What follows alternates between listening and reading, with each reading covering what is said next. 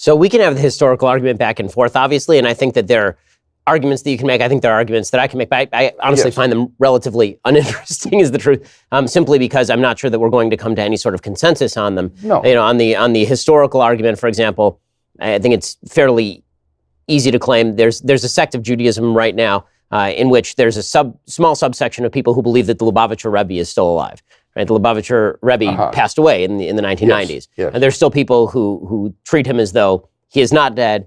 They call him the Messiah. They think that he was the political Messiah. They have and they still do that 20 years after his death. That's not proof to me that he is actually alive. Some of them claim to have experienced it. Right. So especially when you're talking about events 2,000 years ago, if people write that down, I think there's sufficient. I doubt this man's tomb is empty. I mean, I haven't dug him up, so I wouldn't know. But the claims, if somebody claimed 2,000 years from now that his tomb was empty, or claimed 70 years from now that his tomb was empty, then that's an important difference, Ben. The important time gap is not the gap between the events and the present. Good evidence doesn't become bad evidence just because of the lapse of time.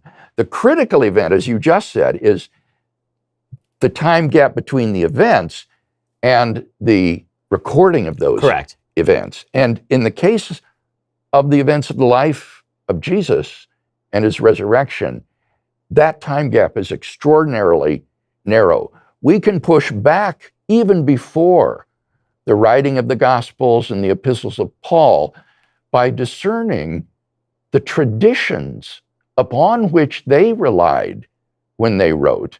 And some of these go back to within, it's estimated, 5 years after Jesus' crucifixion. I'm thinking of the ones that Paul transmits to the Corinthian church in 1 Corinthians 15. So we're on pretty good ground there in terms of the earliness and the multiplicity of our sources for the life of Jesus.